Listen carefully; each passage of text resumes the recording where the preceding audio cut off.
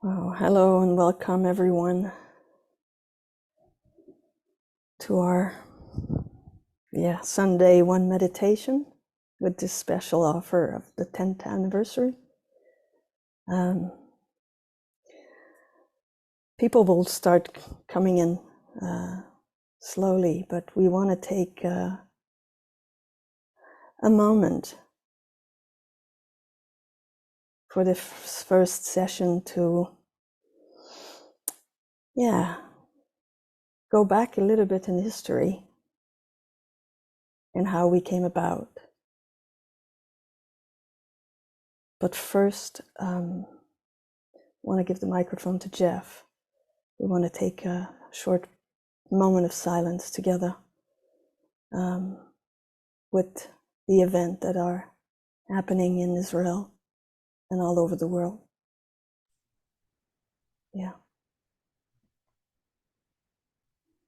So thank you, Manon. It's wonderful to see so many beautiful and familiar faces here to help us celebrate this event, this auspicious event of our 10th anniversary of One Meditation. But we also want to acknowledge the suffering in the world, and in particular, the conflicts in the Ukraine and the recent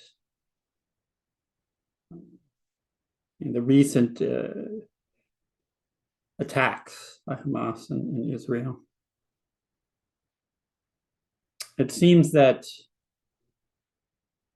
now, particularly, all of us are being called, all of us mystics, all of our spiritual types are being called out of the monastery, out of the retreat centers and into the world to bring that particular gift that we can offer to the world.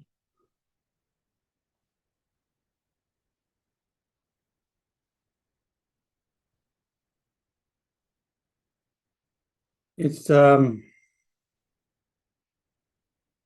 think about the particular poem, a line from a poem by the great English poet W.H. Auden. He said, "We must love one another or die."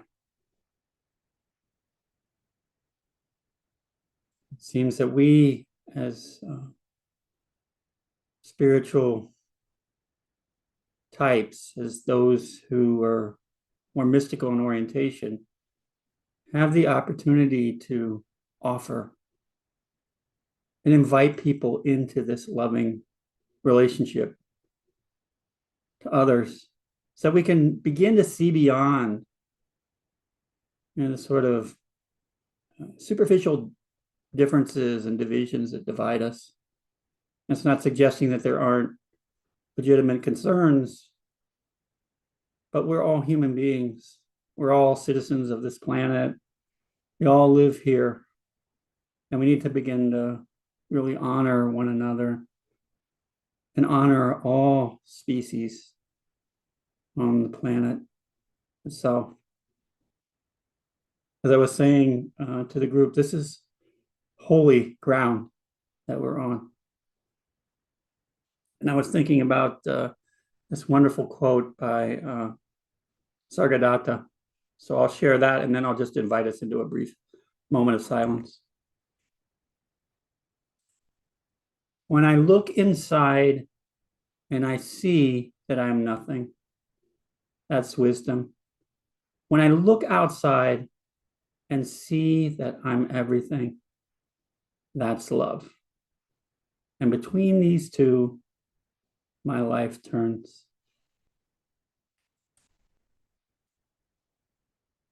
And so let's just allow a moment of silence to honor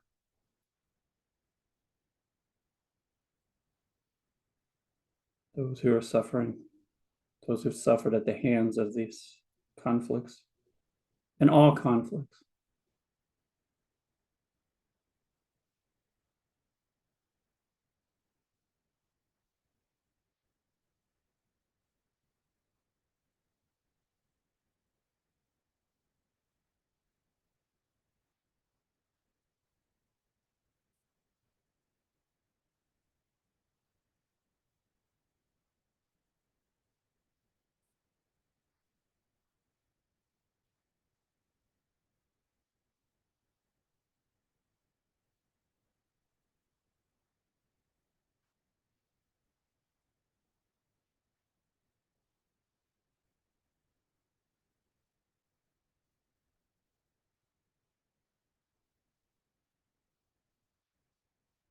Thank you all.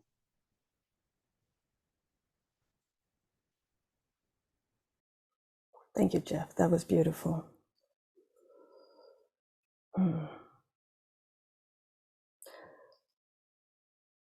So just very quickly, logistically,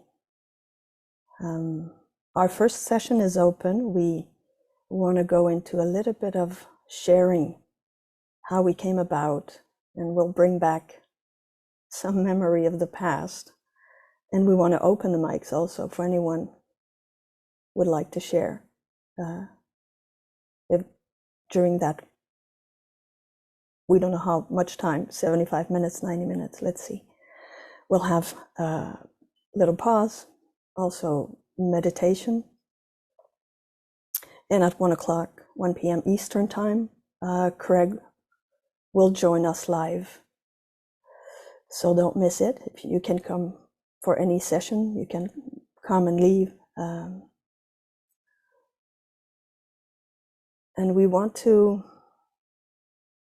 I think, transmit the joy and the excitement and the deeper intention, how we came about and what held this space since 10 years. That's even saying this, like, it's incredible. All of us will have the chance to share and speak from the team. We'll bring our own experience and perception with different memories, but we want to start with acknowledging also all the teachers that came during those last 10 years. And I would like to name a few of them. Amy Edelstein, Jeff Carrera, Craig Hamilton, Elizabeth Diebold, Tim Freak, Cynthia Jers, David Nicole, Peter Bempton, Stephen Busby, Cynthia Bempton, Kunyatsukuni Suzuki, Avraham Rami Efal, and all of you. Some are here, very familiar faces from almost the beginning, and some new faces, and some are not here yet. You've been part of this creation. It's not, this celebration is not about the team, what we have achieved.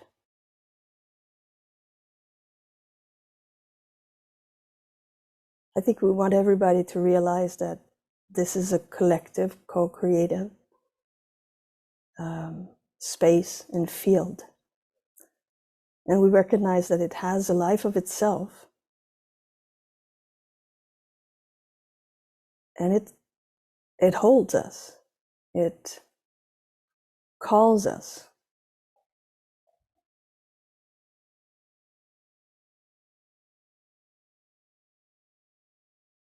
So thank you for trusting this space, trusting us, and coming month after month. And making this event possible. Without you, without the teacher, without the team, that wouldn't be possible.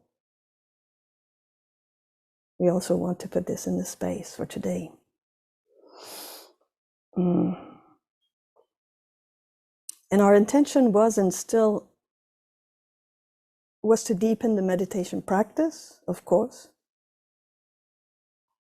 but from all different backgrounds, from Craig's evolutionary perspective, from Tibetan and Zen Buddhism approach, from traditional Jewish faith and our Christian faith. This goes beyond any particular faith. And that's we are recognizing today, very much so in our lives, in the time we live. We need to include everything. We need to include all of it. And trust this higher wisdom, intelligence that is guiding that also we wanted to put in the circle this morning.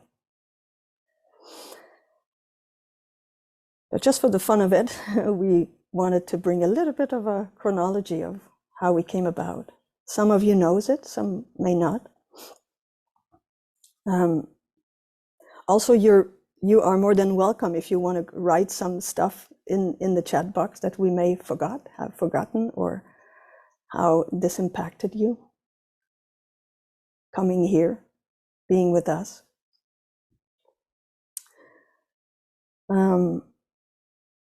So to start with, the 10th anniversary, which will put us back in 2013, we have to go a little bit before that, where Rick and I met while we were in a practice circle with Craig. And at that time, if you guys remember, we were using the free conference call. So we were all on the phone, not seeing each other. We were literally on the phone. And we had, I think Rick had a platform online so we could write to each other. That was the context. And so we met in a practice circle. Rick was there before me, and then I arrived, I think, at the third 9-week class that he was giving. And we met for the first time in a short retreat on the East Coast from Craig.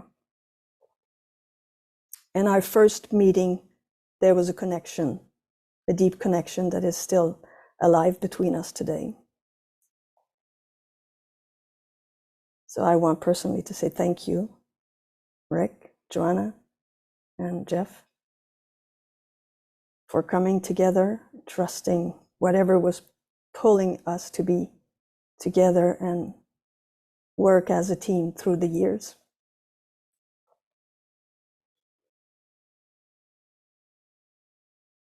We still remember the first practice circle on the phone, which was funny because it was kind of a bunch of ego bumping on each other. And the transformation that happened in these last 10 years with all these teachers offering different kinds of classes, practices, to awaken to a different dimension of ourselves.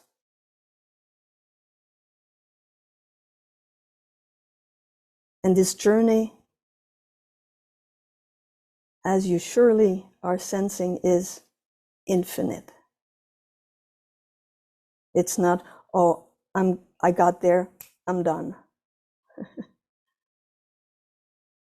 It's an ongoing reverence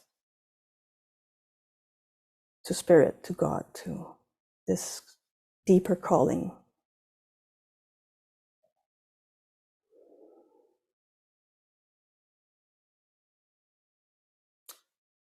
And I remember the first time Rick and I decided, that was in 2012, I believe, to create a space for meditation, because during the class with Craig, there was no official time to come together and meditate. And being on the phone, the only thing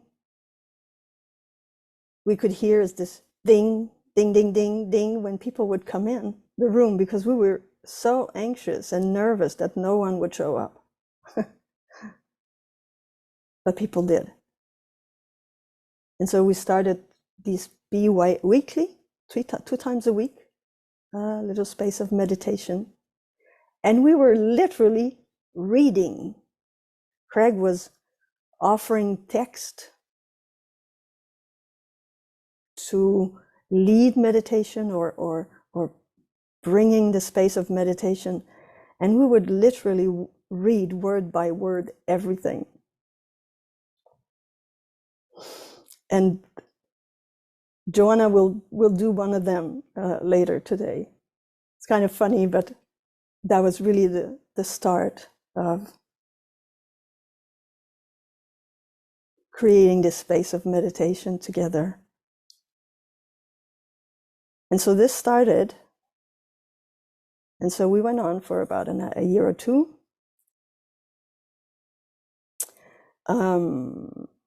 He brought also a collective meditation practice during one of the retreat that he was calling collective meditation, which we also tried to include as co-meditation. It didn't last long, but that was, I think, the seed, I guess, from opening up to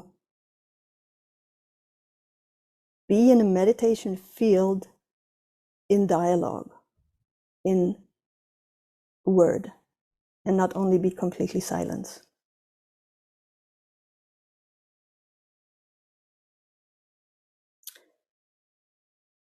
And then in 2014,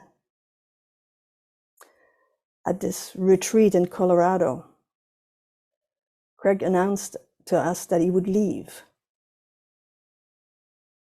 He would leave the community. And we remember him telling us at this Last Supper with him that it would be very important to continue this month, coming together monthly, being space once a month for longer periods of meditation.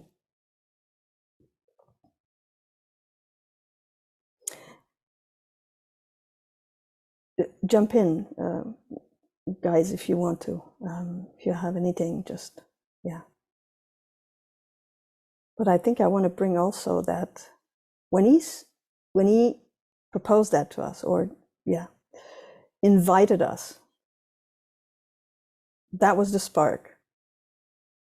And at the same time, there was an organization that was called Enlighten Next from Andrew Cohen. And they were doing this yearly event that was called the 24-hour meditation marathon. So maybe some of you have already participated in it. And so it was basically 24 hours meditating, with each hour bringing a teacher to lead a meditation.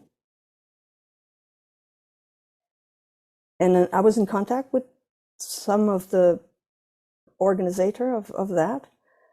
And then we thought, why don't we bring our group to participate as a group to this marathon? So in 2013, September, I think this was the seed also of the creation of One Meditation. We decided to come 6 hours a month to train for the marathon. And we would participate as much as we can in this 24-hour in the December of 2013, which we did. And then people after the marathon were sharing, hey, we should continue this. So we said, why not? People are interested, let's do this. And so we continued January 2014 on a regular basis, monthly. And very specifically that year, 6 months prior to the event, we would come together with the intention of practicing for the marathon.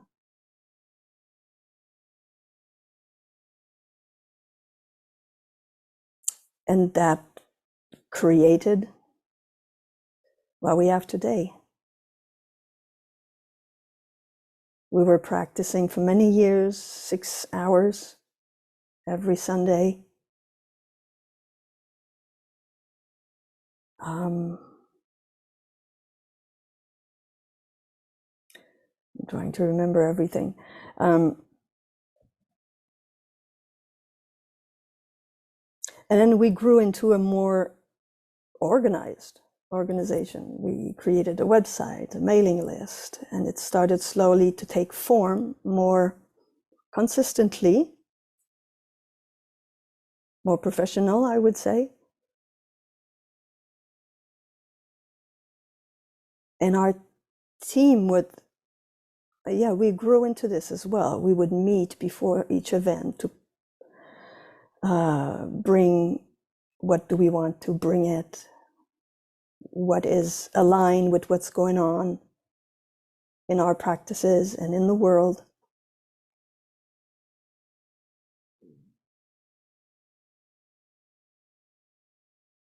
And then the big shift happened when Zoom came in. That was a very also funny moment, because at the beginning this was so weird to see each other, and we were very uncomfortable. Some of us would come and would not put their video on. It took a while for people to be at ease. But personally, I find that this opened up the space immensely to be able to connect strongly with each other.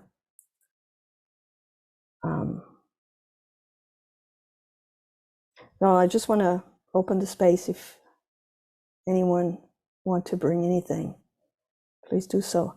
For the participants, you're muted right now. You can put up your hands up. We can unmute if you have something you want to share, but let's hear from the team first. Yeah, thanks, Mano, for that. And gosh, it's so wonderful to feel everybody here. See a few faces I haven't seen in a while. But what I'm noticing that's even bigger than that, I'm sensing kind of a powerful intention for even why we're here and what's living us in this space. And I'm coming to think that this is even a celebration of that, a celebration of this awakening to another dimension of our being, a higher consciousness. I don't know many what words you want to say. That impulse that something more is possible.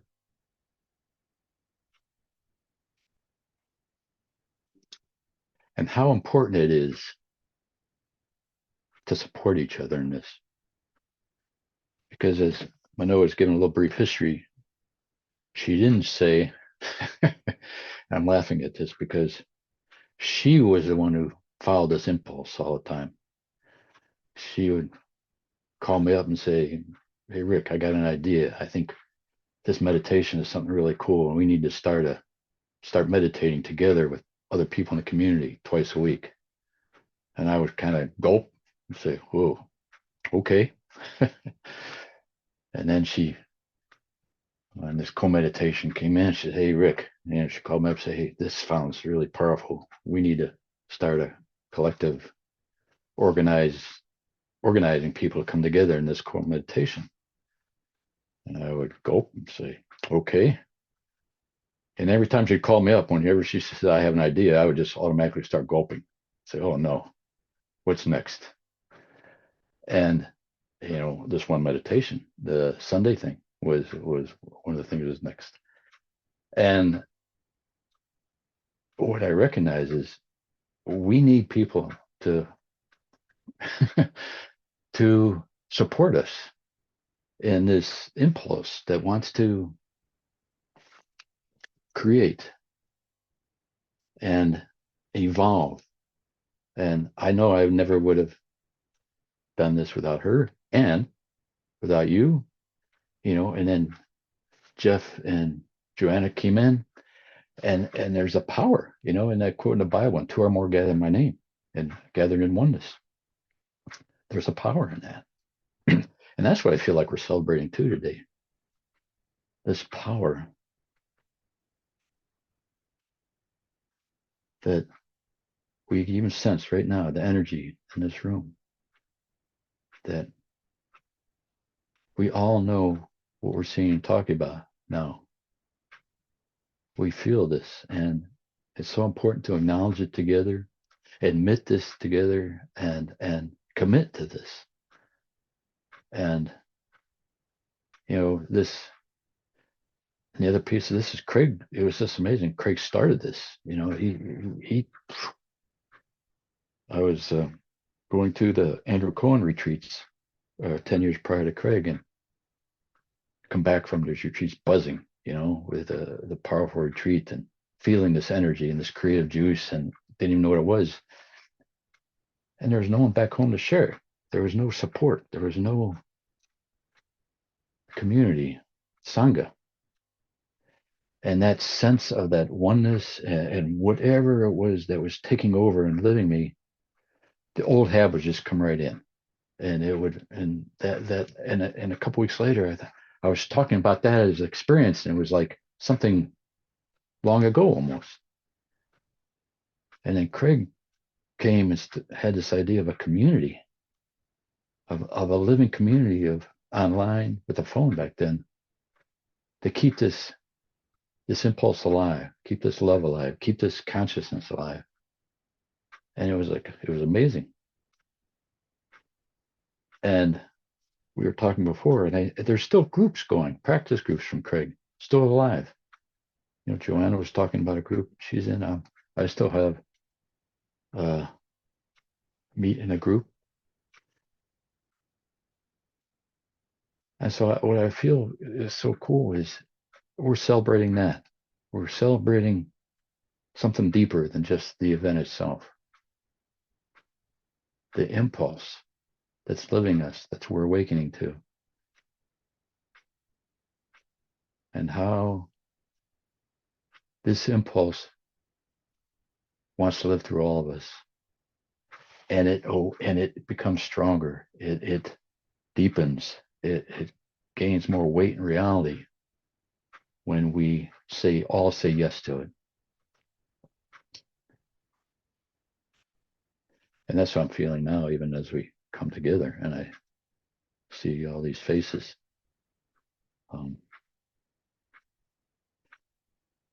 So I got a feeling today in this first hour is we'll be jumping around a little bit.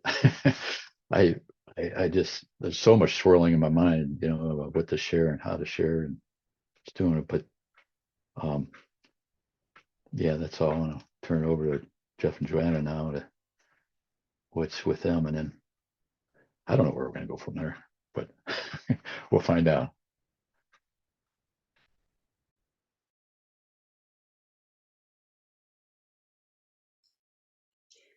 Thanks, Manon, Rick. It's lovely not only to hear part of our journey, which we've been reminiscing about as we've been preparing for this day, but also to be very aware of feeling what this one meditation space is today. And as Rick, you were saying, how it's evolved. It evolved from, yes, an impulse, a spark. And we were saying that Rick and Minnow were the fire keepers of this spark in the beginning. And then Jeff and I came in, and how it's just continued to grow with each of you who has brought your presence here to be part of this growing. And it's a very, the energy of one meditation, it's almost like it has its own quality. It has its own feeling. And when we come here, it feels like such a familiar and open and available, warm space to be. So I'm very grateful to not just the team, but to everyone here and to all of those who've been part of One Meditation through the years, because their energy is still here. Even if they're not here today, they're still part of this. And, just thinking about our history a little bit, one thing that really made me laugh is remembering back to the early days when we would be literally on the phone meditating for 6 hours. And I'd have a headset on for 6 hours and be sitting there feeling how the incredible depth that would open that I was so surprised. I didn't think that was possible, to sit on a phone with a headset for 6 hours, basically in silence, and feel something so profound opening up. And of course, now that we're face to face, it's a similar but different kind of feeling. So I feel so much gratitude for the team, for this group, for the fact that we have been committed to sitting every month and to being together. And I just want to express my greatest thanks, especially to the team, because the journey hasn't just been about preparing something for one meditation. It's also about developing a kind of spiritual friendship and a deeper understanding of the others as we come together and speak and share every month. So very grateful for that personally, and also for this space. So thank you everyone for being here.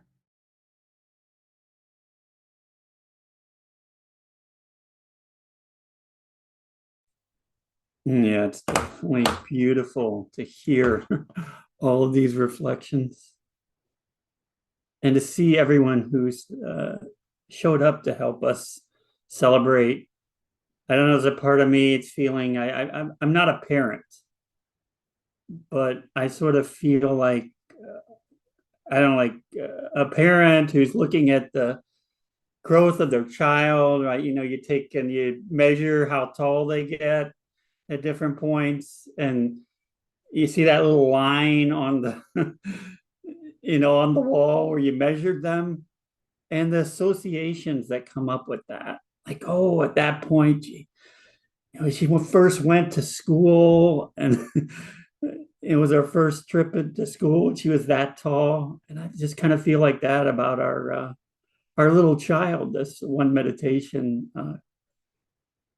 group, and how it's grown up over the years. How it started as just this sort of tender shoot, through the just love and dedication of Rick and Manon.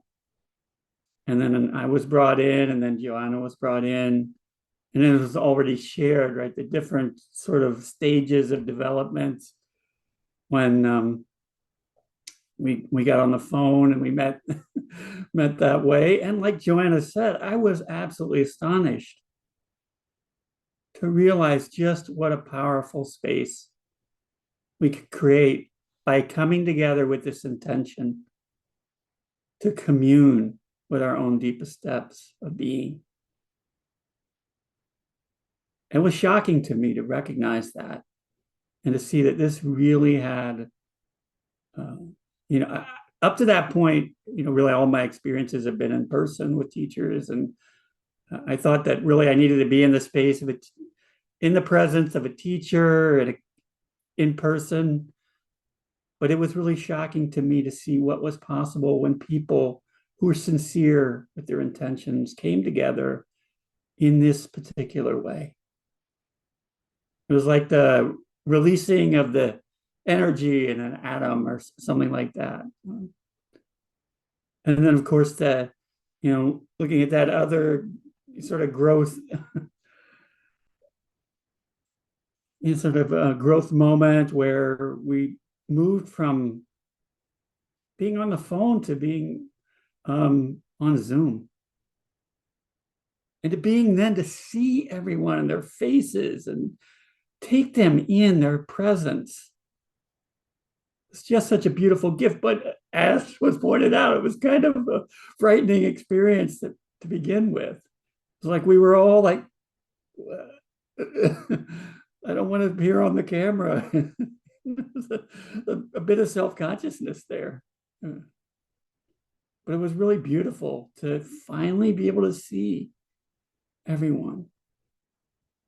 And then to take everyone's presence in this new sort of dimensionality, this sort of new way.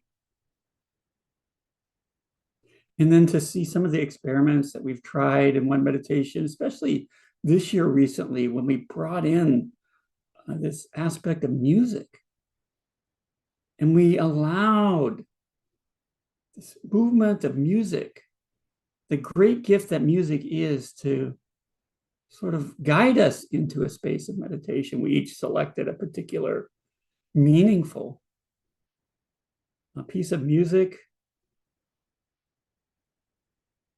and then we organized them in a way that they took us on a journey. And that was really powerful. I think it just points to the fact that our one meditation group has already been alluded to. It has its own sort of energy. It has its own sort of life force and directionality. And we're just here to follow that, to sense into that as much as we can. One of the things that happens in these meetings when we come together so often is we just sort of sit. And we sit in the space, and then we just allow whatever theme is emerging in that space to come through us. And then that's a theme that we often select for our gathering for that particular month. Well, I feel like that's enough for me. I really want to hear from everyone else and hear what their experience has been like. I'm just so honored and grateful for all of you for showing up. And as has been mentioned, everyone who's come to One Meditation and has somehow contributed their precious presence to this space, because it all adds up. All that collective love, all that sincerity, it builds into something even more. And I feel that in the space here at the moment today with all of you. Thank you. And I just wanted to really briefly say too, you don't have to have been a part of this One Meditation Day. You could, I mean, this is a celebration of something even kind of what's living us that's creating all this. And if you have anything, to share about with the energy of what we're doing, I would also invite that. But go ahead, Mel. Yeah, thank you. I think there's just one last piece that I want to bring in, because I think it was important also for the evolution of One Meditation. Is we joined partner in 2020 with the organization from Elizabeth Diebel and Thomas Steininger at their One World Bearing Witness, which the team was officially, you could say, the space holder for the meditation space. And following that, we would bring 4 times a year, still doing it, a replay of that event. And so it brought also new people and a different wave. I see this simply as expansion of consciousness. So I just want to bring this in because some of you are here through this organization and event. And I did unmute, make possible for you to unmute if you want to bring your voice in any way. You're welcome. And again, that's a celebration of consciousness awakening and relating to itself through us.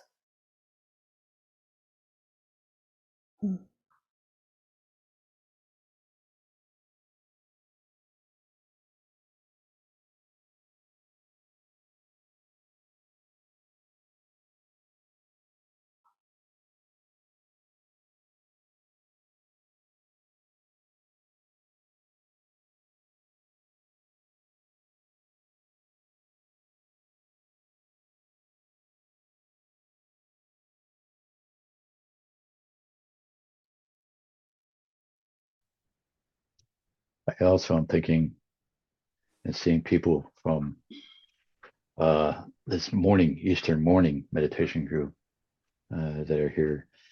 And I just want to acknowledge too that this is also was a spark, a creative impulse from Kirk's community, from a higher, deeper consciousness that that started about 8 years ago. That Jeff Sullivan began. Morning meditation is still going on every morning, and I'm just what's moving through me so right now is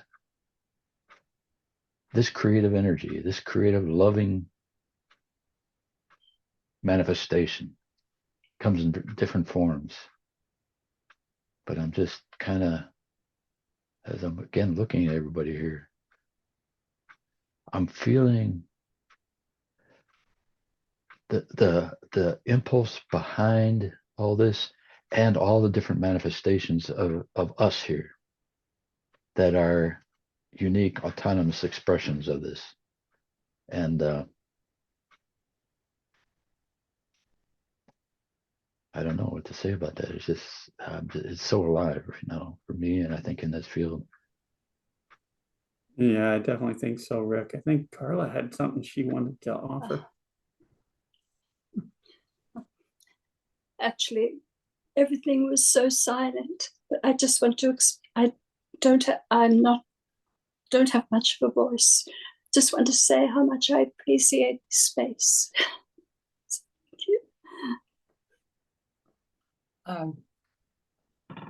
This is Anne, and I just wanted to say, having lost a son in February, I don't know whether I would have survived if I didn't have this daily meditation at 6:45. It's to save my life. I just want you to know that.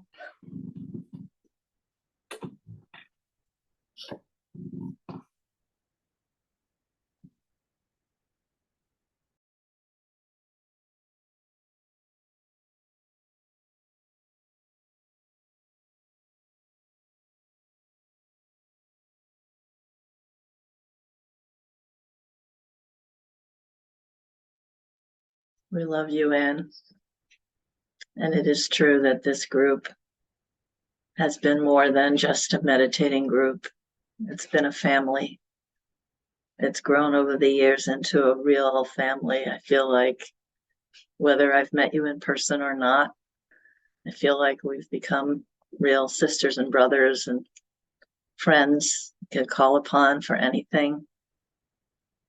And in terms of the one meditation days, I've really enjoyed having different teachers coming in and introducing their approach. That was really unique and beautiful. And of course, the daily meditation has been very special. And I don't remember when it all started, except that I remember going on 3 different retreats with Craig's group in Asilomar in California and the Shambhala Mountain Center in Colorado and Boulder, I think it was, and I think it was Wisdom House in Connecticut. And the reason I ever heard of Craig was I heard him speak on a online, and he spoke about living beyond the ego.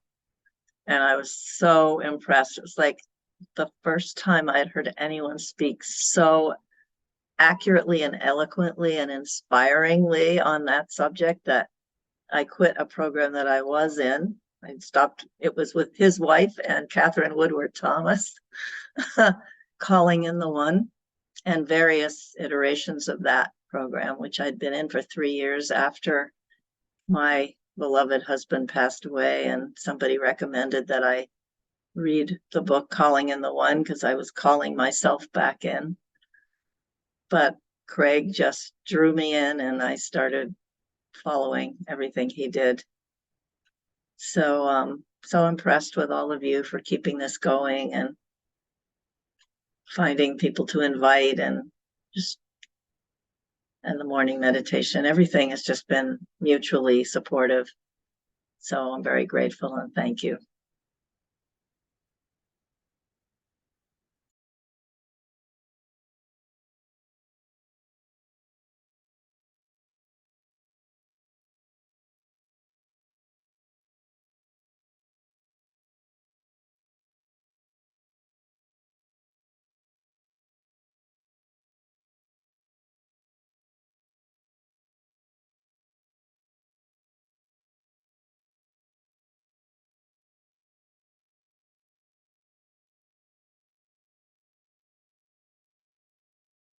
Yes, thanks to Mano and Rick and Joanna and Jeff.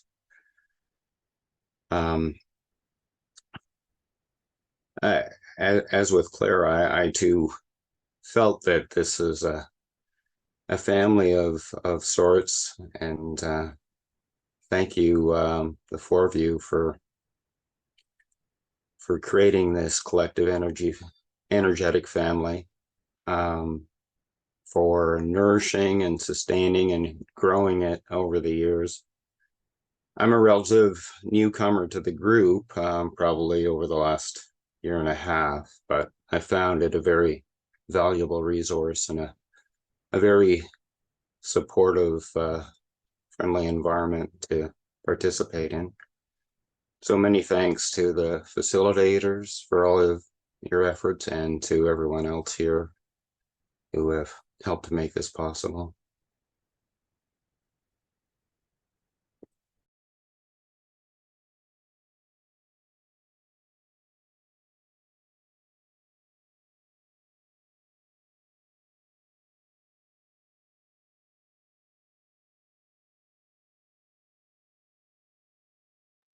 It seems I need to tell you, because I meditate every morning with this special group, things happen. One thing has happened to me in the last, well, many things, tragic and not tragic. But in 2020, I was on a flight from Atlanta to Toronto, and this kid is sitting across the aisle from me on the plane. And somehow I mentioned meditation. And that person is 27 years old. His name is Naroshan. And he comes to my house when he comes from New York. I'm outside of Toronto. And we sit and we talk for like 2-3 hours, have no idea what we said, but it's so spiritual that it knocks your socks off. It's so weird. It's such a huge gift. And I just had to tell you people about it, because he's a very strict Hindu, and he calls me grandma now. And it never would have happened without this magic circle. So thank you.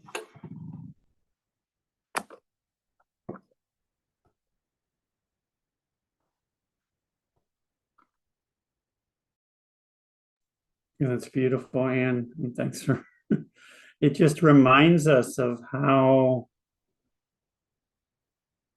just how just this little seed can grow into so much unexpected, and even beyond what it is that we originally intended.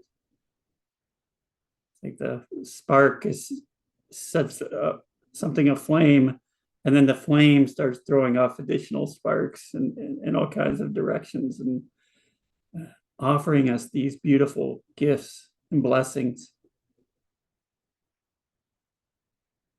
And I'm curious if anyone has any particular memories or recollections of their time here in one meditation, coming to these events, or anything they'd like to offer into the space as well. Of course, as Rick mentioned, anything that anyone wants to offer is welcome. But if anyone does have any particular memories of coming, something that moved them, inspired them, that would be really beautiful to hear.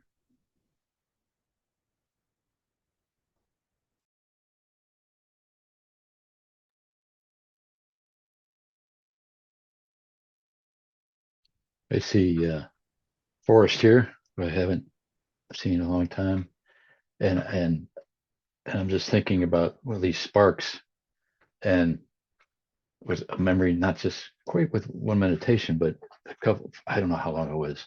Forrest and Francis Harris were here, organized a retreat in Chicago, and I don't know. We had about a dozen of us there, and you talk about the power of this You know, it was just an amazing retreat, and how we came together.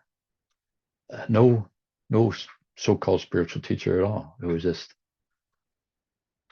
I don't know if it was 8 to 12 of us coming together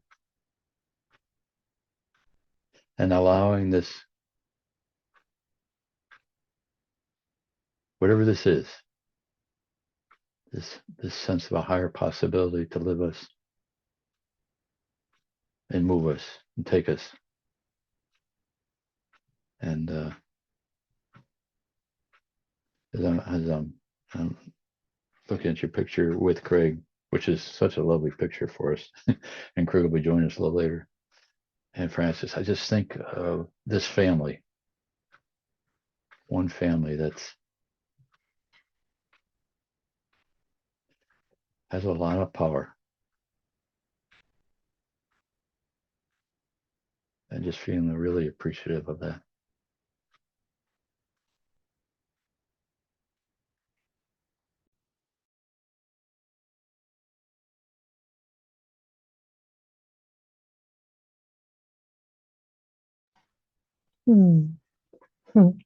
I love how NP is throwing us hearts and celebration. I just want to say that I'm very grateful, and I don't like to talk so much, but I'm going with you in all the things you talk about. Thank you. Thank you. And for me, I don't know, as long as my memory can throw things up, but for me, I had this, I don't even know the name of the teacher, but she did a meditation to also reconnect to nature. And don't even know the specifics anymore, but what I remember is it was so kind of cool and opening. I said, wow, that's also meditation too, or kind of like, I don't know, it was it just sparked another energy from the practice of conscious contentment, and kind of sensing into that everything is just always meditating, and the trees are meditating, and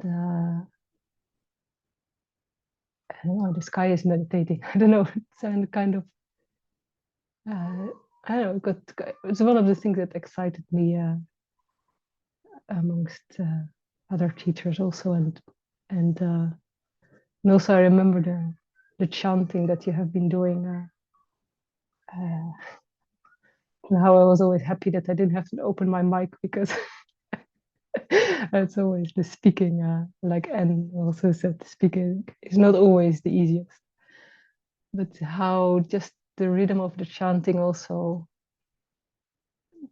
I don't know, just opened a new type of energy. And to see how, specifically in this one meditation days, because there's different teachers coming in, I don't know, just to realize that they're all talking about the same thing in a way, and the space here kind of holds it all.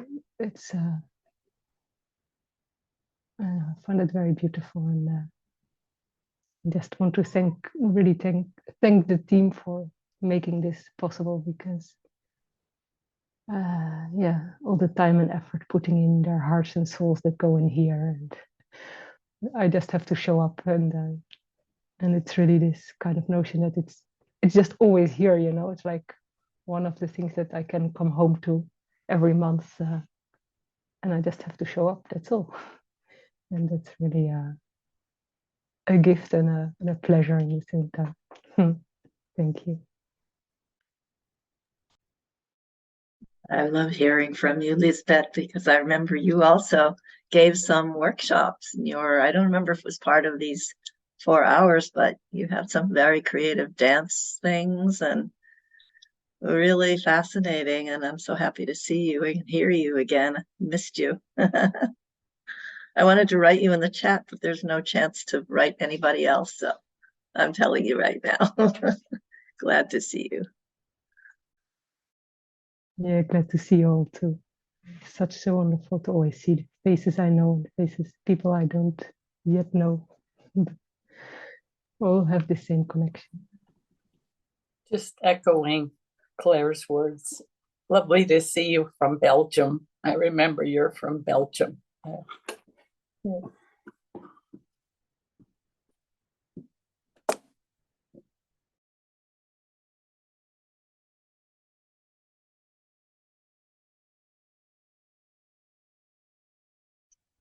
For me, and I'm gonna try to be brief, can't talk that much, but two things that has brought to me this group, this Sangha. One goes with the practice and the Buddha, and to find the refuge in the Sangha.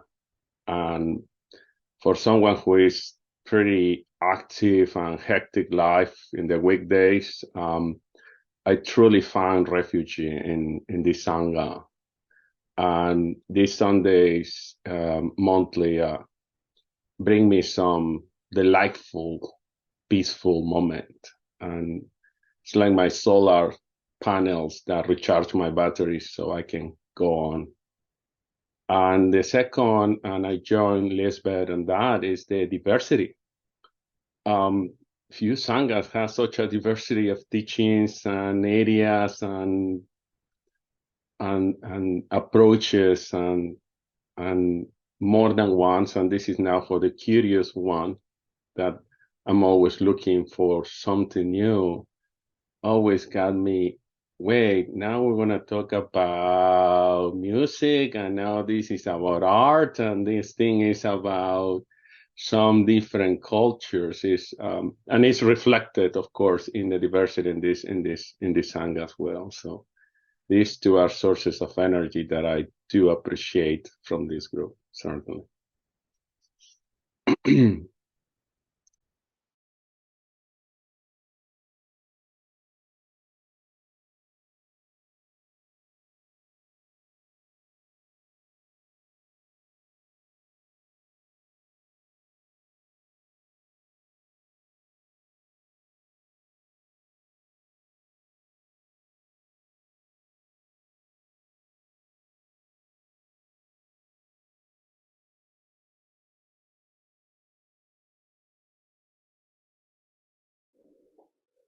Anyone else?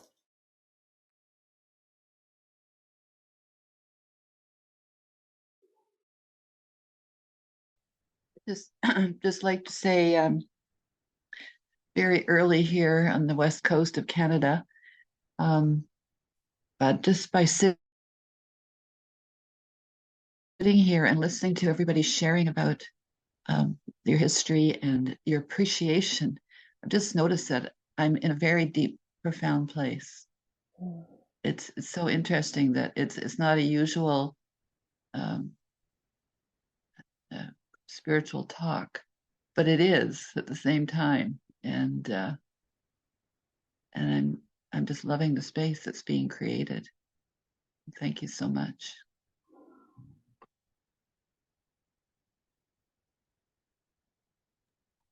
I really appreciate you pointing that out, Shaila, because I think it's so important to recognize these different perspectives and they emerge, different states of consciousness. And, Jeff Curry has a book, The Soul Journey to Wholeness. And I think this is what you're pointing is this journey. It's a journey of remembering, remembering our oneness, our wholeness, as we're living this human life of duality. And we could awaken to this wholeness in this human experience. And I think we don't kind of pay attention to these shifts in consciousness when they happen. And so I really appreciate you just mentioning this right here in this gathering. There is a shift. And we need to sometimes kind of really sense into it and how we're seeing a little different, listening a little different, opening up a little differently. relating a little differently. And I feel this is our journey to wholeness. Yeah. And with that, I think I would like to invite everyone to close this first session in a silent space and bringing our attention, our awareness to this field, to this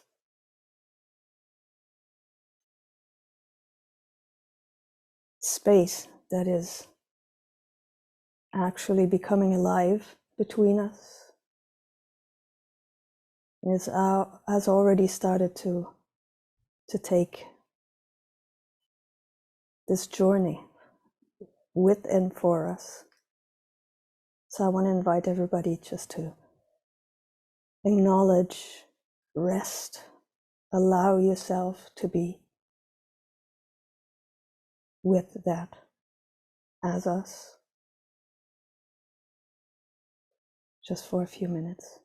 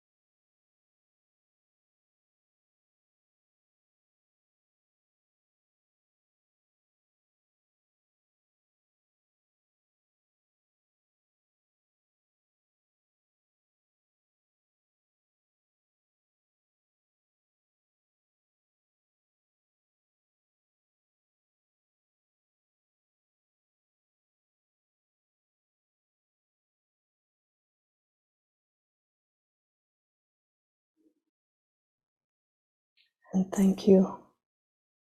We will make a short 10-minute break and be back at the 15-minute mark of whatever hour it is for you in 10 minutes. And Joanna will be leading the next session. Thank you so much.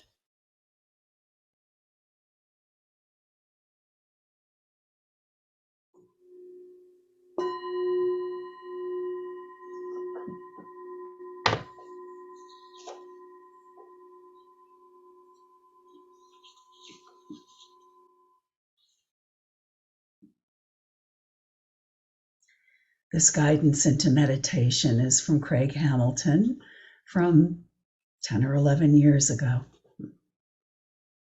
It's entitled Resting in Awareness. Let's begin by taking a few deep, slow breaths together.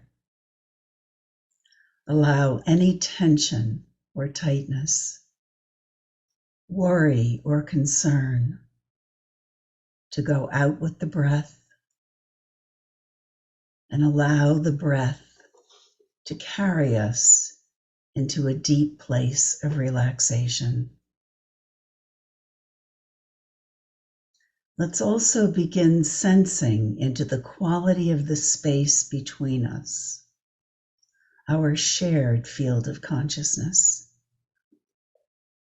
the sacredness of our collective presence.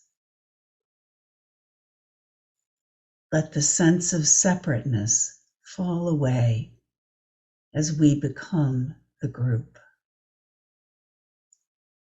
All of the experience that arises in this group is my experience.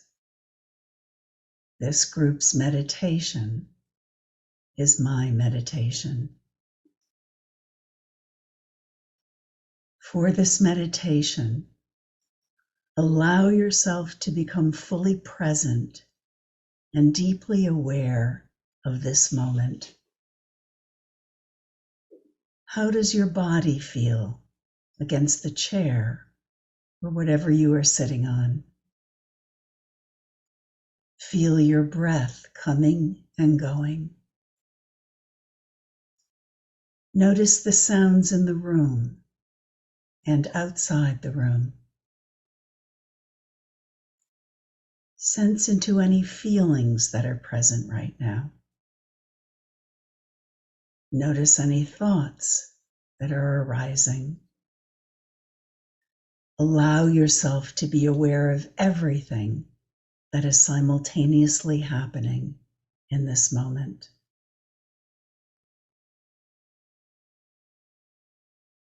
Now put your attention on the space in which all these objects arise. Allow your attention to rest in this vast spaciousness, this pure awareness that is not affected by the thoughts, feelings, and sensations that arise within it. Focus on awareness itself while allowing all objects within it to come and go. Keep your attention on that which doesn't change.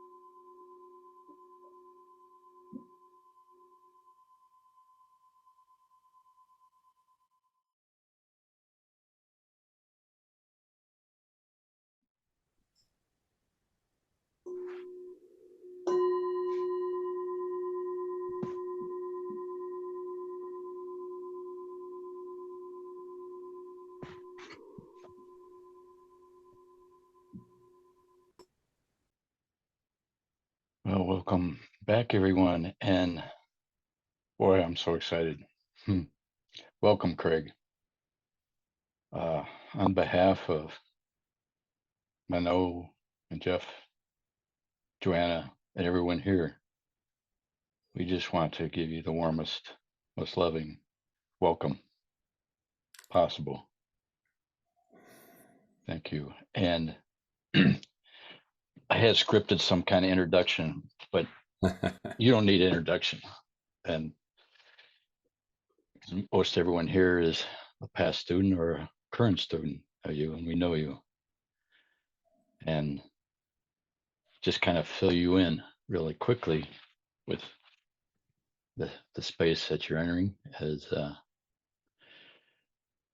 we started out the first hour, it kind of explained how this one meditation 10-year anniversary came about.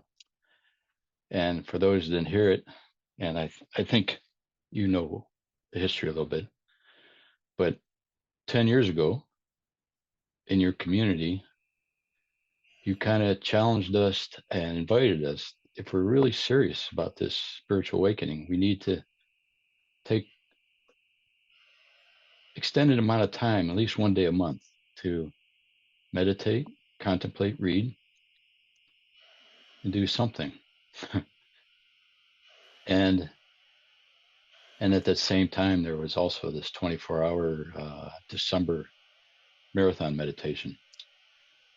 And Mano rang me up and said, "Hey, I got an idea. Why don't we make a formal gathering one Sunday a month and meet and meditate?" And so we've been doing this every single month for the last 10 years. And you were kind of the catalyst for this, part of that.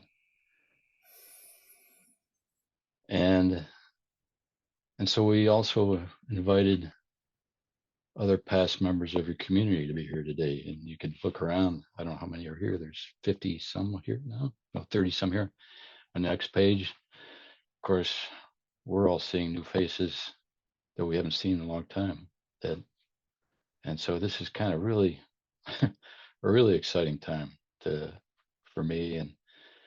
And I wanted to give Mano a chance just to, if she wanted to say something here before we turn this hour over to you, because I think this is going to be your hour to kind of do what you want to do. We kind of suggested to maybe speak a little about your own evolution and your own teaching, perhaps how you've evolved through these 10 years. And maybe lead us in a meditation whenever you wanted, beginning, middle, end. Oh, but before that, I also want to invite people that you do have a website, CraigHambletonGlobal.com, where you have all your classes, your courses that you're giving now. And I know you're giving one that started this month that may be still open to people. So I wanted the people that don't know that to be aware of that also. So let me just give it to Mano, because she was kind of the catalyst to started this. So if she wanted to say anything too. Thanks, Rick. That was lovely. Yeah, thank you, Rick. And thank you so much, Craig, for coming. That's really a very generous and loving act from you, and acknowledge this group that has been sparked from you. So it's a great, great honor. And it's really nice to see old faces, people from the beginning.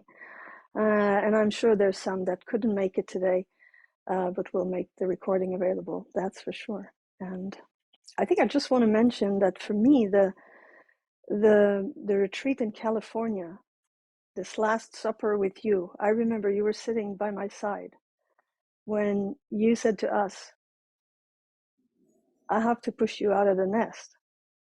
It's time for you to move on and to be in the world." So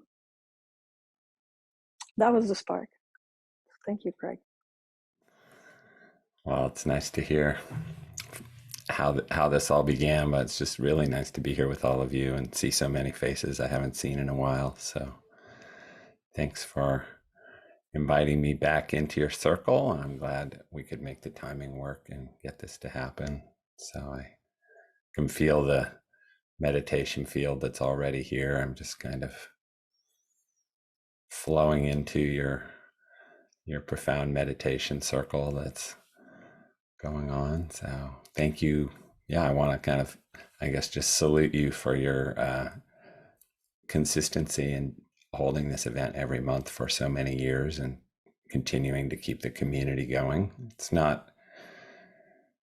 always easy to keep a spiritual community alive, especially virtually. I think, you can see many examples of groups that form and then just fade and fizzle over a few years, and participation wanes, and pretty soon the group just disbands. So the fact that you've been able to keep it going for so long, I think, speaks to all of your dedication, commitment, and probably mostly speaks to the depth of your own practice. That's, because why it's drawing people here. Because why do groups continue, and why do people keep coming back? It's because there's something happening that they can sense and they get connected to through the practice.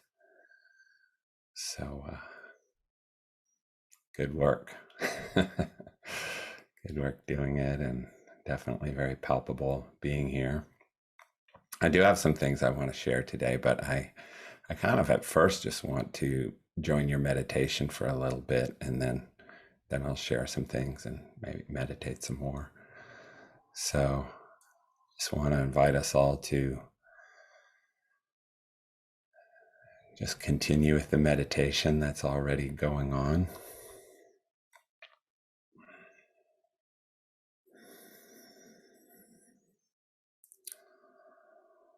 Just relax into your meditation posture, whatever that is for you. Eyes open or closed.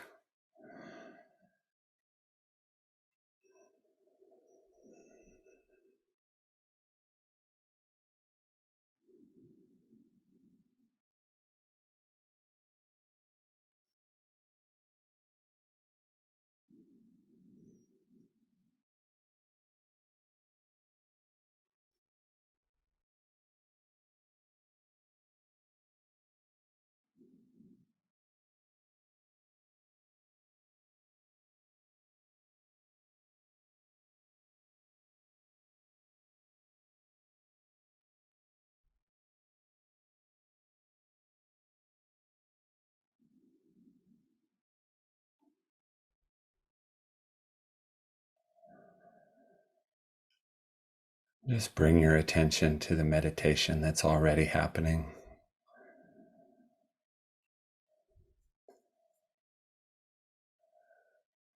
Notice the quality of the collective field that's here between us.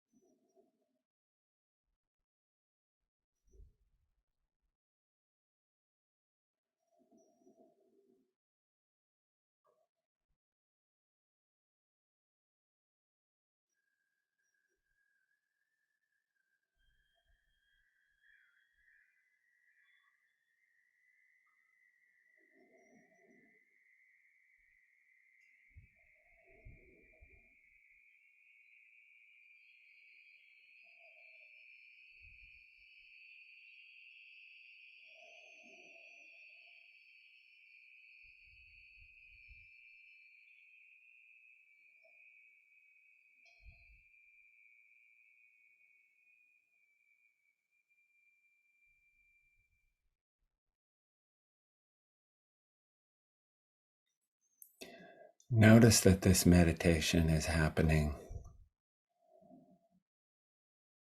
regardless of what our mind is doing from one moment to the next. It's happening even independent of where our attention is from one moment to the next.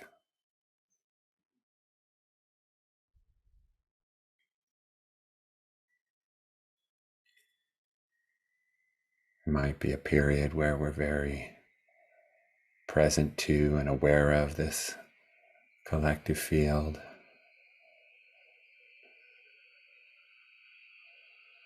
This depth of meditation. And then there might be a period of time where our attention gets distracted by some string of thoughts, and we're no longer paying attention to the meditation. We're just paying attention to whatever we're thinking about, and then we notice that our attention has been focused on some thoughts, and because we're interested in meditation and we're interested in depth and we're interested in awakening, we naturally just bring our attention back to the meditation that's happening.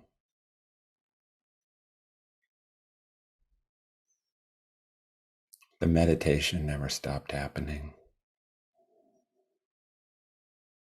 Our attention moves here and there. Our mind moves here and there.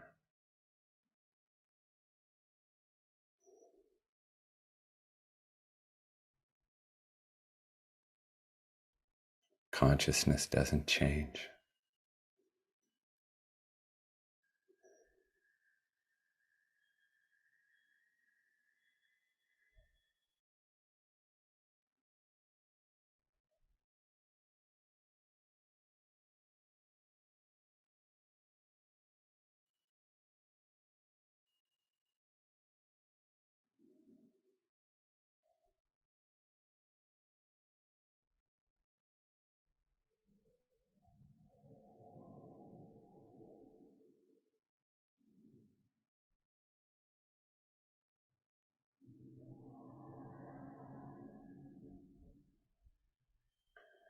We've all learned to be somewhat vigilant in our meditation so that we don't fritter away our meditation hours distracted by the mind or struggling with our feelings.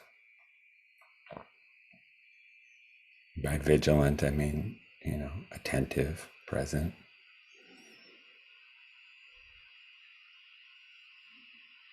Undistracted.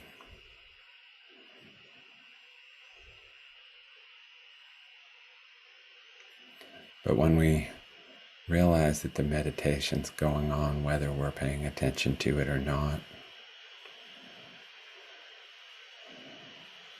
sometimes that can enable us to relax our vigilance a bit in a good way. We realize this meditation isn't something we are generating. It's not something we need to make happen.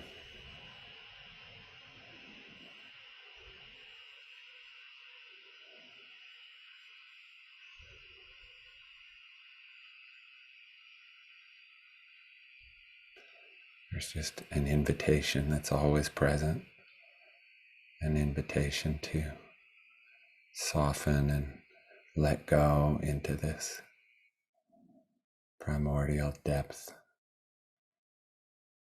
this infinite expanse of awareness that's always here.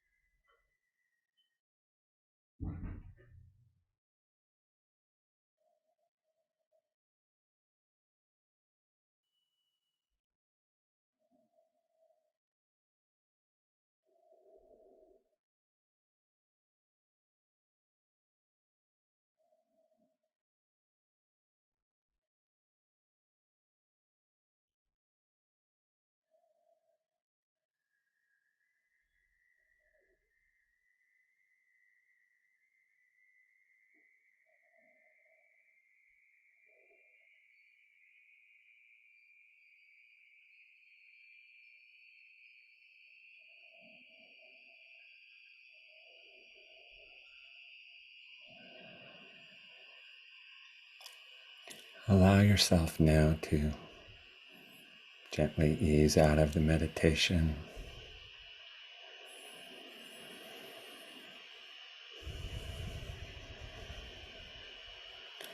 Or rather, just allow the meditation to continue in the background on its own.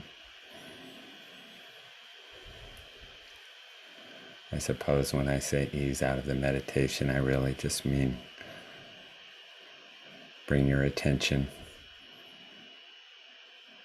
back to the world of action, thought, feeling, engagement, relationship.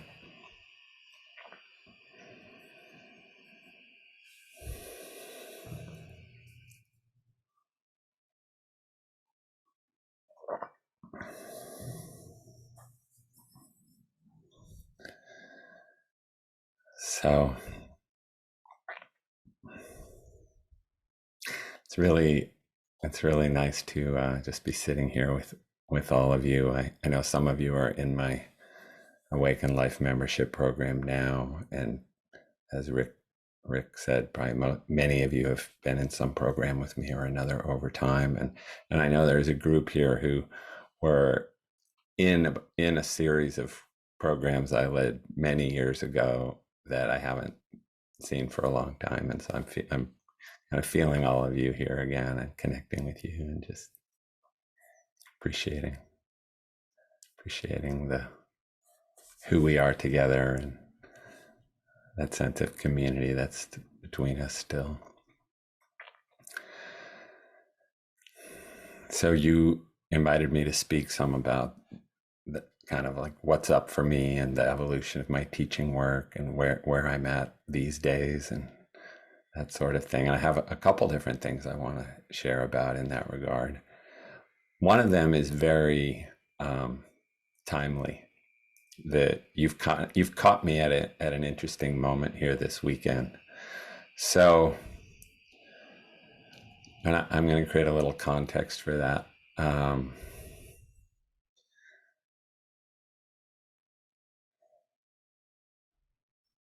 So, I was in a residential kind of monastic spiritual community for 13 years of my life, from it's about age 27 to age 40. And many of you know my stories from that or other stories from that collective experiment. I found it incredibly rich and just profound living with other people so wholly committed to spiritual life and the depth to which we were able to go together with our consistent dialogue practice and our consistent meditation practice together was just beyond anything I ever had imagined would be possible. And when I left that collective for reasons that are probably fairly well documented now, just there were issues with the authority structure, to put it mildly, which eventually led to the demise of that whole experiment. But long after I left, but I've always kind of had this kind of longing for that level of in-person community again, or at least the best parts of it. And when I started teaching back in I guess I started teaching long before that, but when I started really actively doing my online programs in 2009, so 14 years ago, those quickly kind of took off and expanded, and all of my time and energy was going into these virtual programs, short programs, long programs, and I found it also incredibly rich and profound to be able to do all this work online, and we were connecting from all over the world, and and still are, and all of the you know, and I think many of us, myself included, were surprised by how much could happen virtually and how, you know, how deep we could go, how connected we could be, how powerful our practice could be. And I also know that when I offered in-person retreats and people would come to those, many of you, people in those in-depth programs, when we would have those in-person retreats, everybody would say, oh, wow, something else happens when we're here in person together that's even more meaningful and significant than what happens virtually. And there was a desire for more of those. And, you know, there was a retreat at it was a retreat at Mount Madonna that I did. And many of you were there, I think, in Santa Cruz Mountains, California. And at the end of that retreat, I had this idea, and I thought, you know, I could do much longer things. Like I could maybe invite people who want to do more than just a week-long retreat, but who want to do a month-long retreat or a 2-month-long retreat. We could rent out a place like, you know, Mount Madonna, get a house there, have the retreat there for obviously a smaller group of people, because I was having about 150 at the week-long retreats, but thinking more like, oh, maybe we'd have a group of 20 or something, or 30 who would be in a much longer retreat, and I could meet with the group. Right. Anyway, I had this whole vision. I talked with some of you about it, and there was a lot of enthusiasm for it, but that particular thing, it never came to pass. I never kind of put all the energy into making that happen.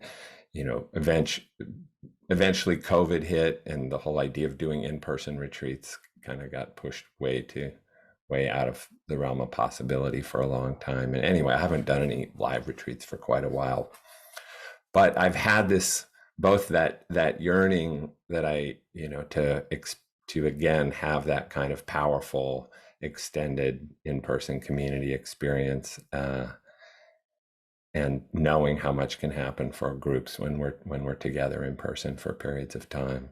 So that's been cooking in the background. Also, the desire just to get back to doing live retreats in person, and this kind of brewing idea that has been really cooking also for about 15 years, which is to kind of have a sort of spiritual or evolutionary academy in person, where not just I'm teaching, but where we can invite other faculty and have extended programs, kind of have a summer semester maybe where people could come for a month or even 2 and take a number of different programs sequentially and be in a cohort doing meditation together.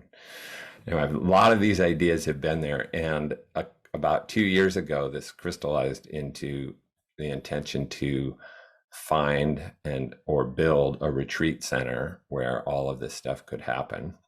And I've been hunting for the right property for a long time. A year ago, I even made an offer on a property in Colorado that they rejected because I wasn't Christian.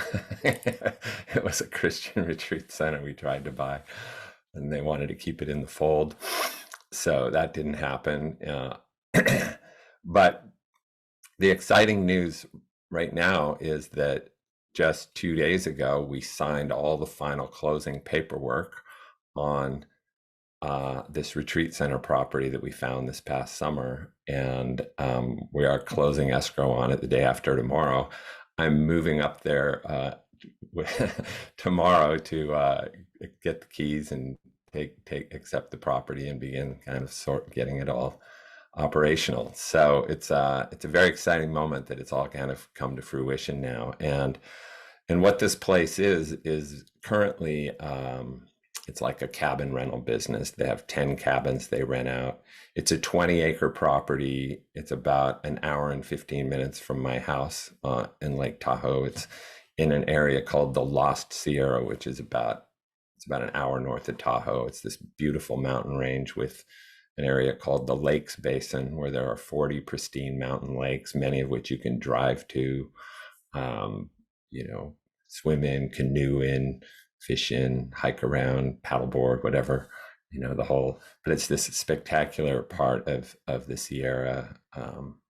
And we're on a river called the North Fork of the Yuba River. We have 3/4 of a mile of river frontage with a path along the river where we'll have all kinds of little benches, riverside contemplative benches, and we're going to build a riverside meditation gardens and labyrinth. And we have a whole emerging vision for this property that's on the backside of this mountain range called the Sierra Buttes that we look at from the property. So we've got the mountains, the river, this forest, and initially just these 10 cabins, but our plan is to, get a permit from the county, which looks very promising, that we could dramatically expand it and build essentially a big conference center there with big event hall and dining hall and much more lodging. Our goal is to be able to house about 150 people on site and have events of up to maybe 250, have an event space that could hold about 250 where we could overflow into the town, because the town we're in is full of little cabin resorts that we could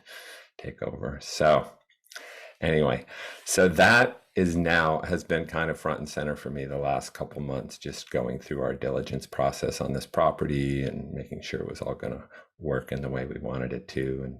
And we're right at the end. So I'm just about to go and step into the kind of intensive design process around creating this beautiful place. So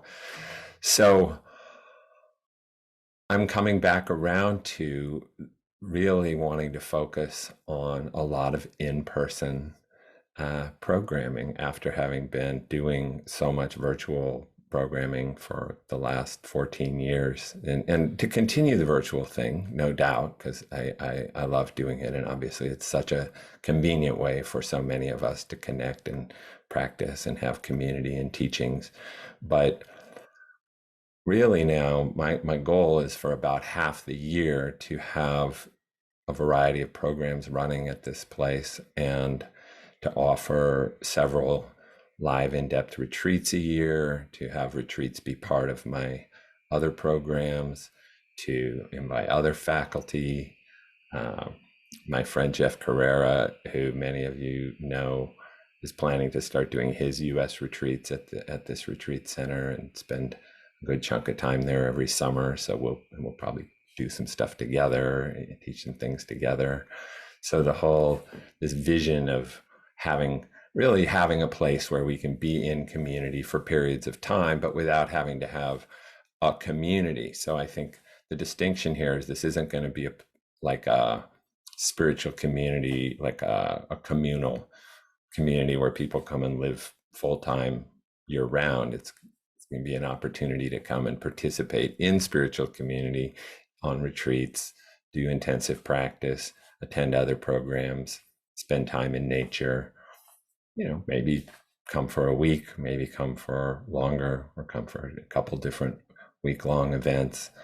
But it's definitely going to create the opportunity that I've been wanting to work with groups for a longer period of time. So any of you who've been feeling like how you would love to do, say, a month of meditation retreat, I'm going to have that that kind of thing operating where we'll have longer, some people will come for the whole summer, I'm sure, and want to just be on retreat all summer, and I'll meet with everyone who's on retreat and doing these longer practice sessions. And then others, of course, will just come for this or that larger event that we're hosting and larger retreat. So yeah, I'm just excited to share my news with all of you. I feel like I want to show you a picture or two, actually. I'm assuming I have screen sharing functionality. Let me just see here. Just take a minute. You just gotta humor me. So first, let me show you.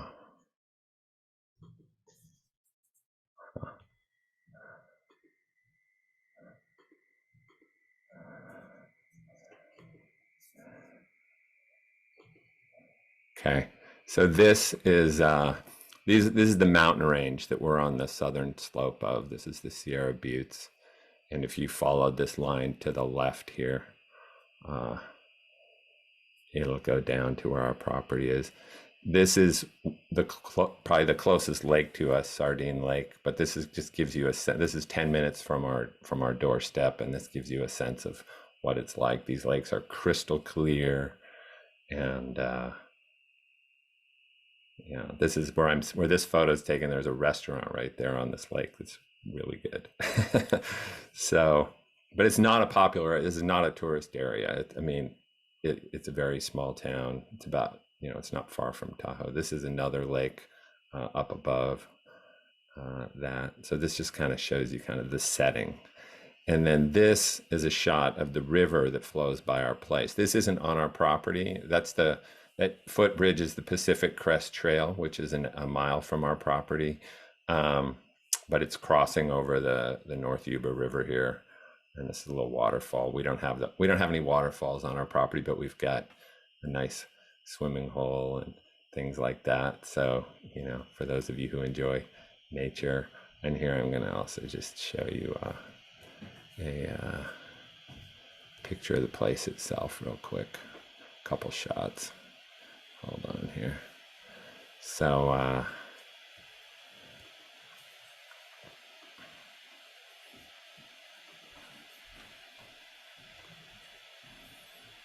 let's see. Oh, I gotta get this. Sorry, all the little zoom windows are kind of in my way.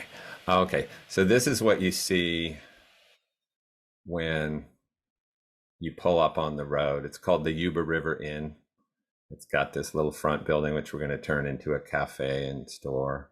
That'll be for the retreatants and also for the public.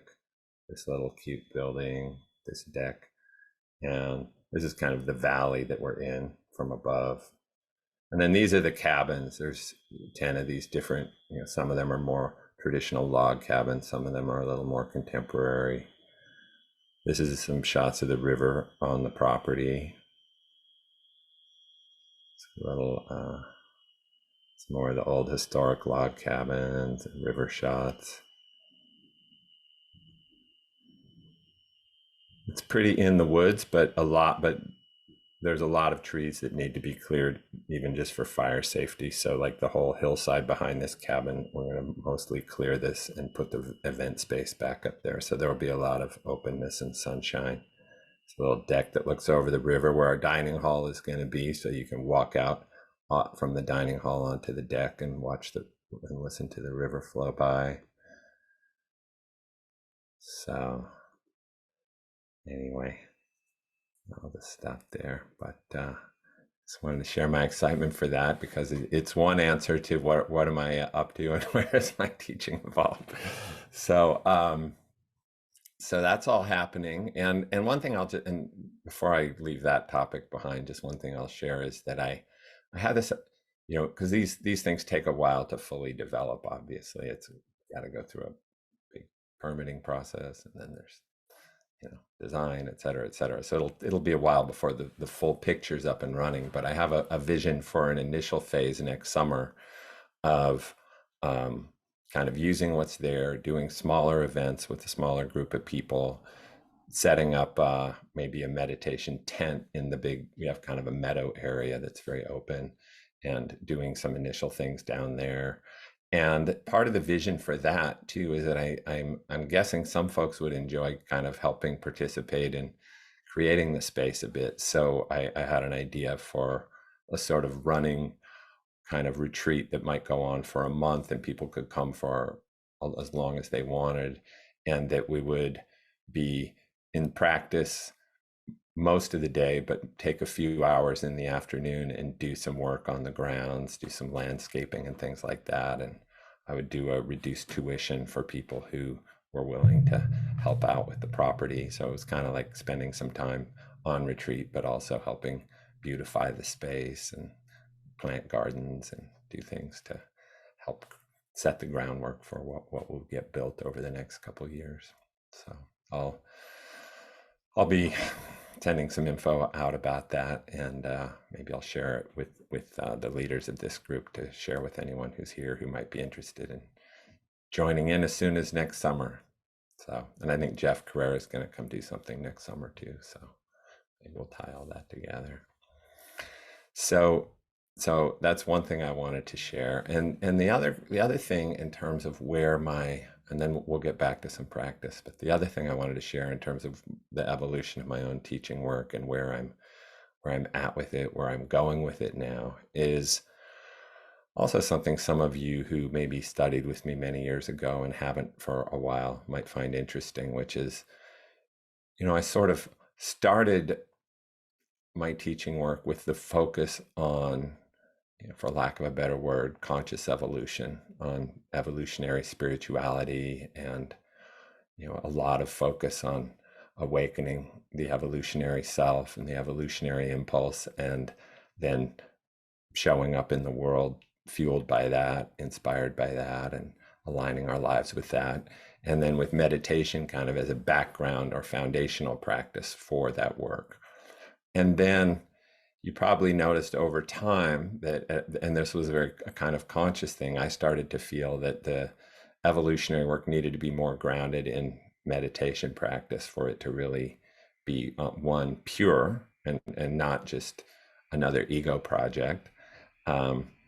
But also I just felt that there needed to be a foundation of profound letting go before there was any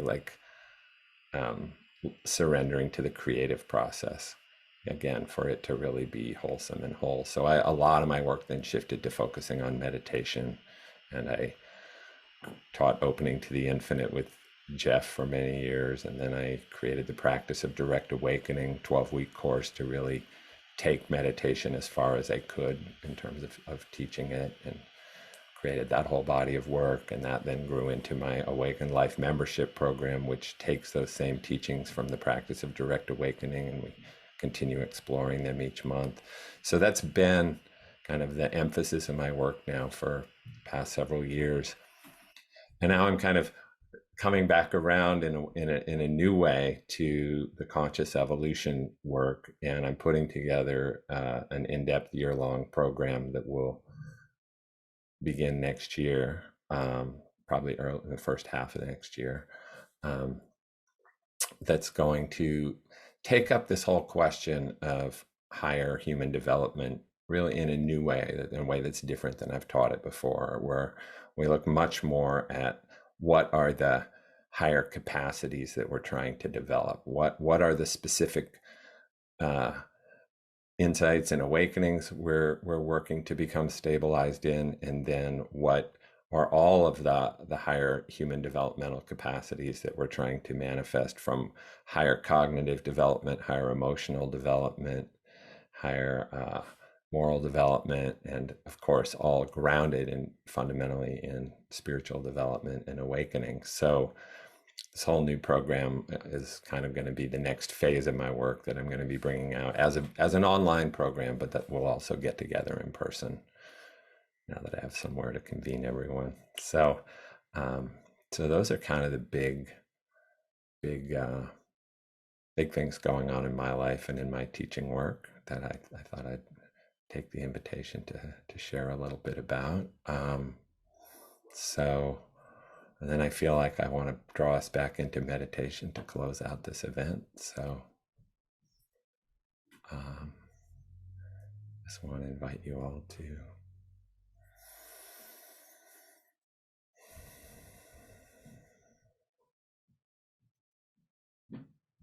settle back into your meditation posture.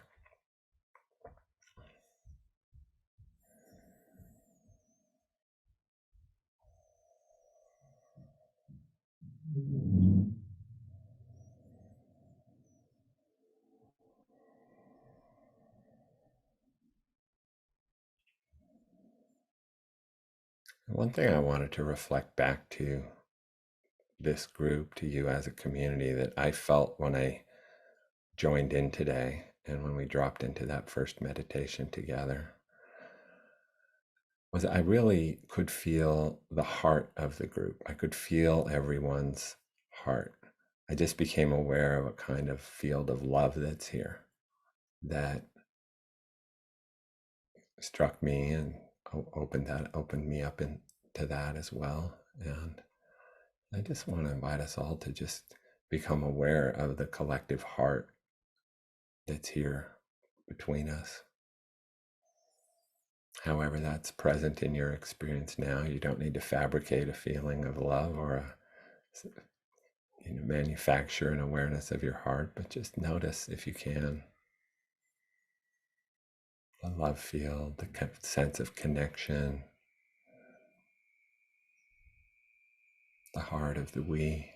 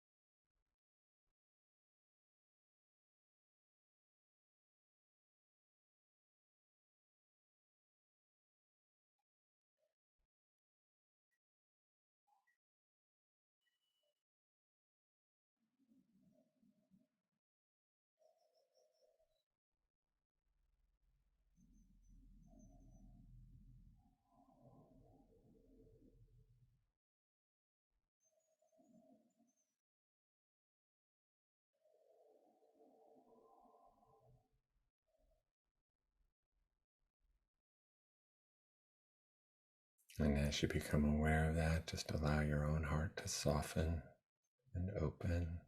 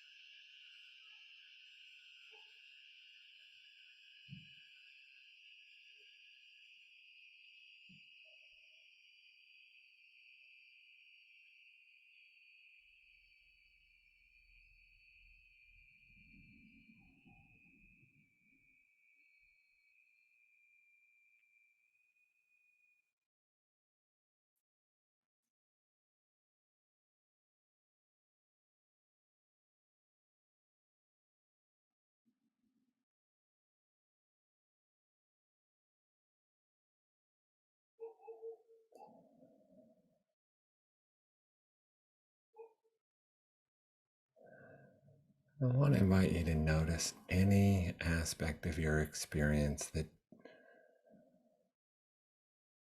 seems like an obstacle to your meditation. Anything that's here in your experience right now that seems like it doesn't belong in meditation or isn't welcome. It's in the way.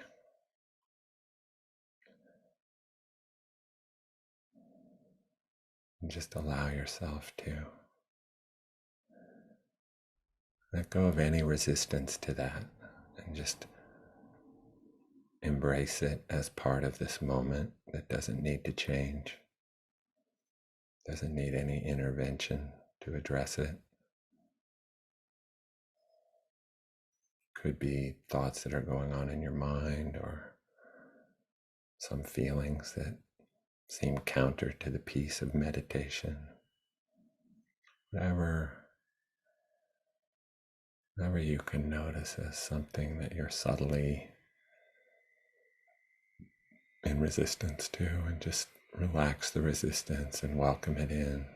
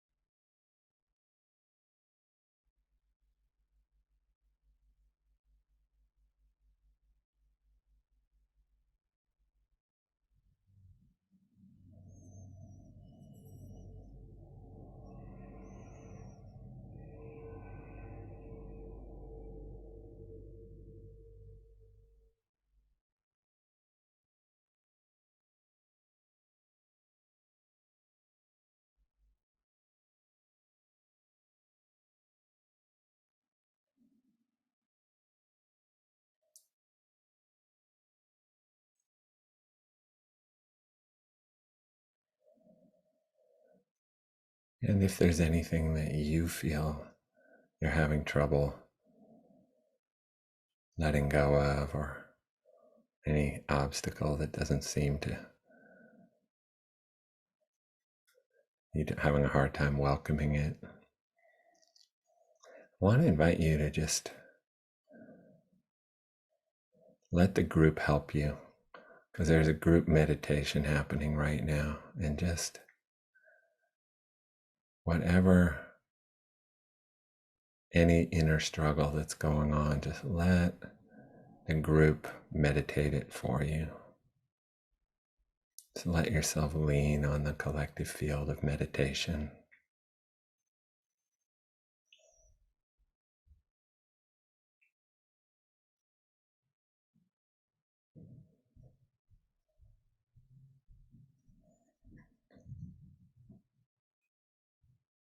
And I want to invite all of us to really give our meditation to the group, to the collective. If you're having a profound meditation, just open yourself up and let your meditation flow into the collective field, uplifting everyone.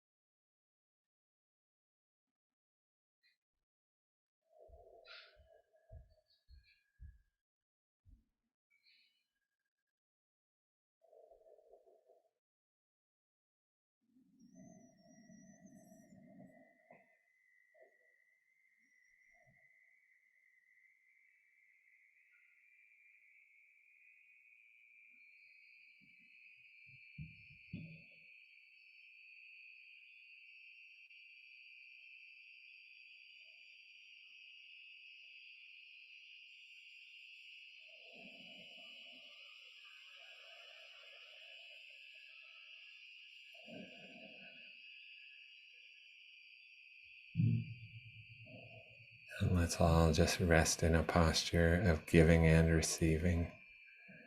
Just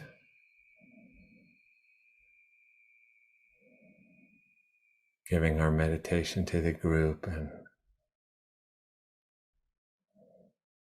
being elevated and impacted by all that's flowing into this field from everyone else.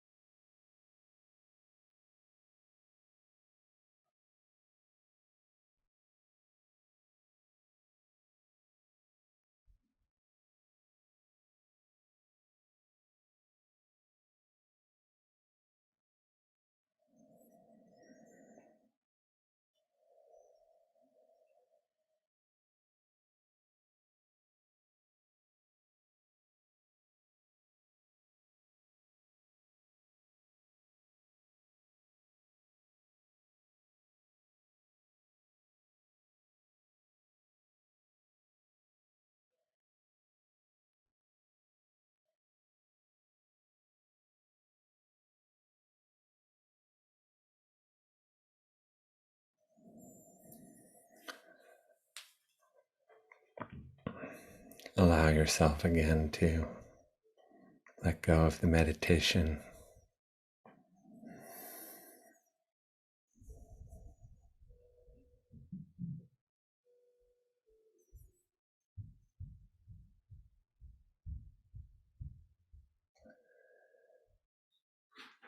And I just want to thank you for the opportunity to come and join your meditation group for this hour. And it was really nice to be with you. I don't know how you do this, if the hosts want to, sorry, I just hit my mic.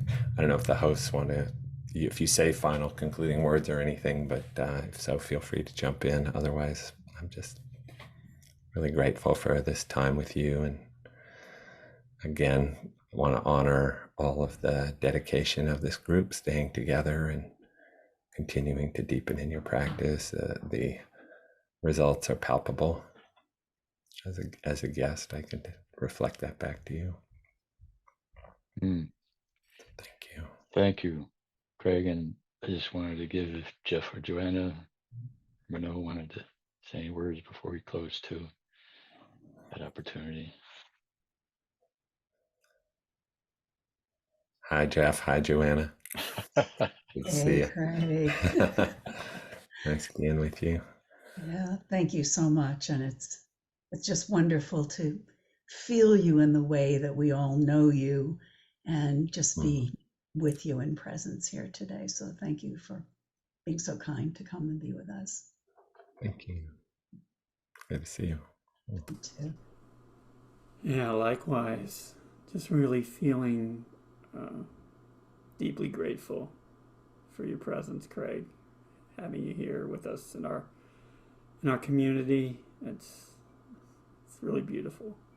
I know my life has changed dramatically because of encountering you, so I'm deeply thankful for that, and I'm super excited to hear about your plans, about the retreat center, and about this new program. So I'll definitely be interested to hear more about that.